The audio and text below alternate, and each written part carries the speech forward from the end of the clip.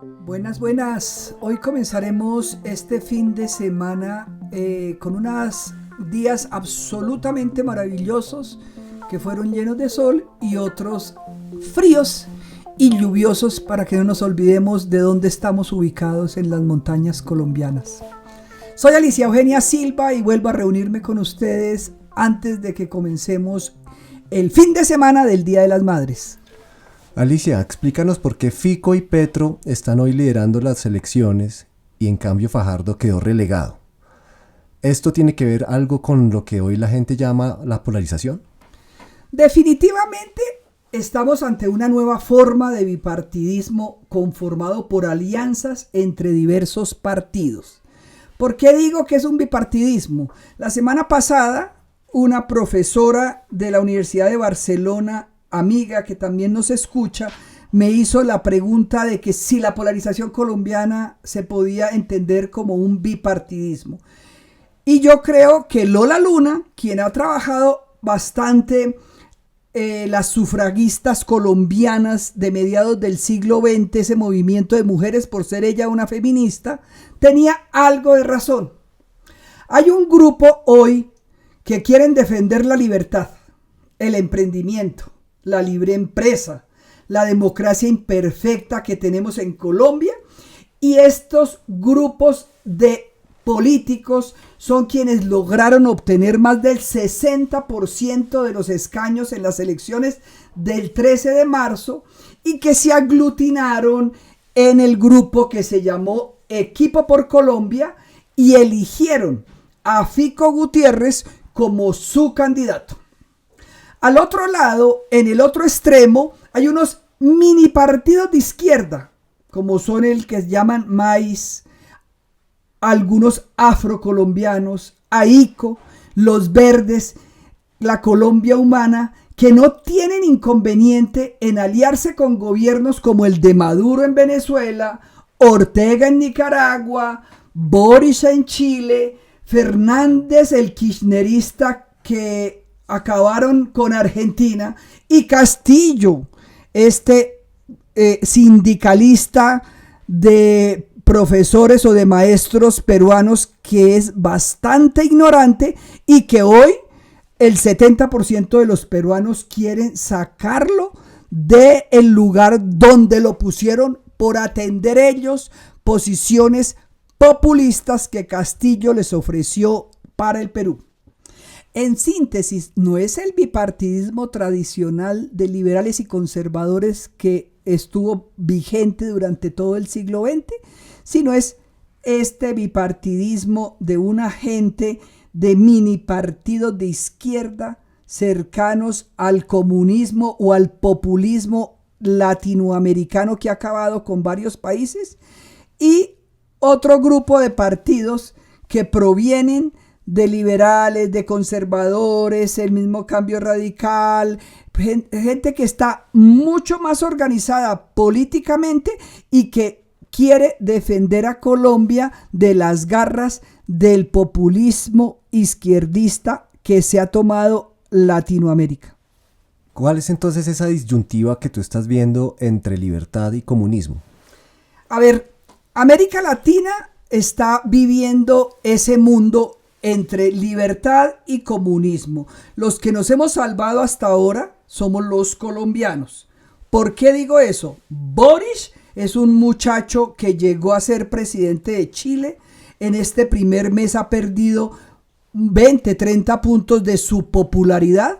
Viene del Partido Comunista y está ofreciendo lo que está ofreciendo en Chile: expropiación, quitar derechos de herencia, un poco jugar con los militares, hacerles jueguitos cuando están desfilando ante la gente. Ese es Boric. En Colombia estamos ante una disyuntiva parecida entre un populismo rampante y la defensa de la libertad, como bien se vio hace unos meses cuando la señora actual alcaldesa de Madrid, España, le ganó al amigo de Petro, Pablo Iglesias. Díaz Ayuso, o sea, la alcaldesa de Madrid, dijo claramente que era una disyuntiva entre libertad y comunismo.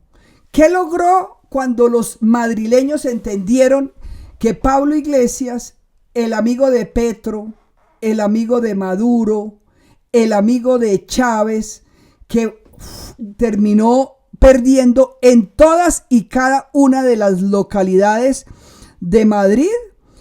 Petro y Correa se fueron la semana anterior a las elecciones a pedirle a los madrileños que se dejaran engañar por Iglesias.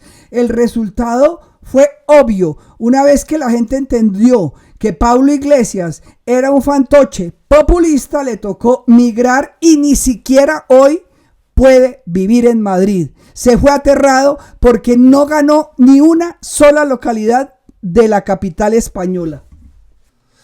Bueno, y volviendo a Colombia, ¿qué va a pasar con el centro en estas elecciones?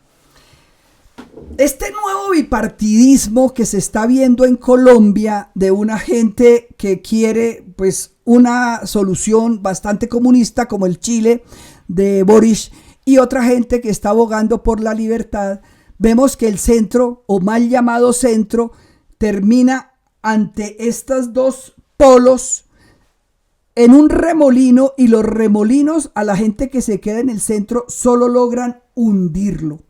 Por eso una persona como Fajardo, que hace 4 años la gente la veía como una opción, hoy no tiene ninguna posibilidad, y yo no creería que logre ni siquiera los 700 u 800 mil votos que logró en las consultas. ¿Por qué digo esto? Porque los partidos de más tradición en Colombia comenzaron a arropar a Fico. Los partidos de las minorías étnicas y de la izquierda radical se reunieron alrededor del populista. ¿Qué pasa con Fico versus Petro? Fico dice: defendamos la empresa, defendamos el emprendimiento, y el populista de izquierda les ofrece a la gente paraísos inalcanzables o pactos satánicos que nadie entiende, pues mientras un día se sube a una tarima en Santa Marta a declararse él el Jesús de los pobres, a renglón seguido nos dice que él mismo tiene un pacto con Satán. Entonces uno dice, bueno, yo no entiendo si este señor está en su sano juicio o si este señor está disvariando ya a esta altura de la candidatura. El pobre centro está muy mal. ¿Por qué digo esto? Porque Fajardo de alguna forma quiso decirle a la gente: hay una vía en medio. ¿Y qué pasó? Los exministros del gobierno Santos, como Gaviria Alejandro, como el señor Juan Fernando Cristo, como ese señor, creo que Rivera, una serie de ministros de Santos, se quedaron medio pegaditos por un ratico a Fajardo junto con esos verdes petristas, viendo a ver si Fajardo despegaba. Una vez que Fajardo no despegó, ya algunos de ellos, comenzando por Juan Manuel Santos, dijeron que quien les iba a defender el acuerdo de paz que él se siente dueño iba a ser la campaña de Petro, desconociendo además que Fico votó por el sí y que Fico dice: lo que ya se firmó, eso se cumple. Fajardo está en el peor de los mundos. Está con gente que nunca fue fajardista, sino eran observadores atentos a mirar si Fajardo despegaba o se hundía. Comenzó a hundirse y ya todos, desde Juan Manuel Santos para abajo, dijeron: nos vamos para donde Petro, unos más veladamente y otros más abiertamente. ¿Cómo se refleja esto en las encuestas? A ver, aunque las encuestas no siempre son exactas y muchas veces responden a intereses del patrocinador, si uno las mira en perspectiva, algo dicen. Recordemos lo que dije en podcasts anteriores sobre la encuesta de Inbamer. Dije que ella nos mostraba que cuando se comparaba a Petro con Fico desde agosto del año 2021, vemos que Petro pasó de recoger el 65% de la intención de voto en abril del 2021 no, perdón, no en abril, en agosto del 2021 y en abril del 2022 bajó a 52%. Si miramos a Fico, comparándolo con Petro en esa misma encuesta, Inbamer reporta que en agosto del 2021 el 30% o el 29.9%, que es lo mismo que el 30%, apoyaban la candidatura de Fico en el 2021 y hoy en abril del 2022 ha llegado al 45%. Es decir, en estos últimos 9 meses, Petro ha perdido 13 puntos, mientras que Fico ha ganado 15 puntos. Eso no lo digo yo, eso lo dice Inbamer.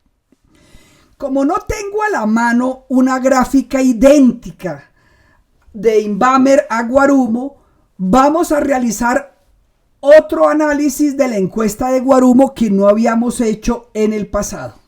¿Qué les cuento?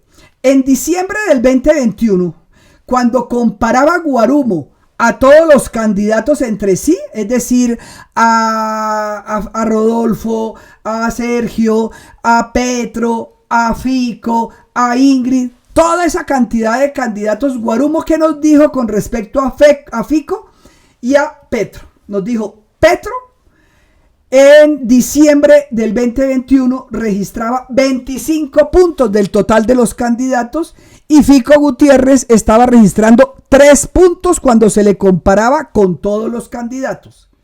¿Qué pasó en la última encuesta de Guarumo?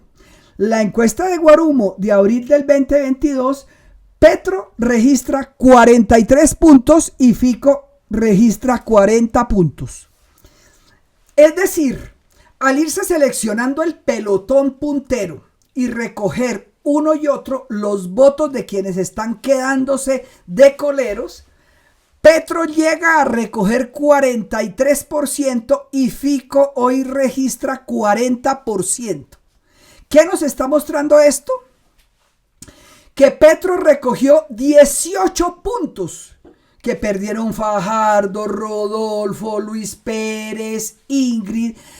Y Fico en los últimos 4 meses ha recogido 37 puntos de cada uno de los candidatos con los que él compitió en Equipo Colombia y cuyos electores ni siquiera votaron en esa consulta el 13 de marzo. Además, le quedan por recoger los votos de Rodolfo y Fajardo que jamás votarían por Petro, más los votos de Enrique Gómez que tampoco votarían por Petro y los votos de los cristianos como el señor John Milton, cuyos electores no creo yo que van a votar por Petro. Entonces, si es cierto que en las encuestas lo que importa es la tendencia, Fico ha crecido a un ritmo muy alto, 37 puntos en 4 meses y Petro ha recogido 18 puntos. Pero si miramos los últimos meses de Petro, ha perdido, según Inbamer, 13 puntos y Fico, según Inbamer, en los últimos meses ha ganado 15 puntos. Por esto creo yo que si no analizamos las cifras con el deseo, como lo hacen la mayor parte de los analistas de las grandes cadenas radiales y de televisión, y nos limitamos a mirar atentamente las estadísticas, Fico debe alzarse con la presidencia de la República en junio del 2022, porque seguramente habrá segunda vuelta y a medida que se distancien más las elecciones, Fico, si sigue con el ritmo de crecimiento que muestra con respecto a Petro, no hay forma de pararlo. Explícanos bien por qué dices esto. Pues hay varias razones. Primero, porque los izquierdistas más radicales cantan su voto antes que los demócratas que llaman aquí de centro derecha, que defienden la libertad y la democracia. Segundo, porque existen unas mayorías silenciosas de las que hemos venido hablando hace ya meses en un país como Colombia, que, como hemos dicho, la encuesta de cultura política del DANI nos dice que la mayor parte de los colombianos defienden la familia, el trabajo y la religión, valores estos que se acercan más sociológicamente a lo que se puede llamar centro derecha, y que a medida que se van acercando las elecciones, estas personas cantan su voto mucho más tarde que los izquierdistas. Eso también podemos decir una cosa muy interesante.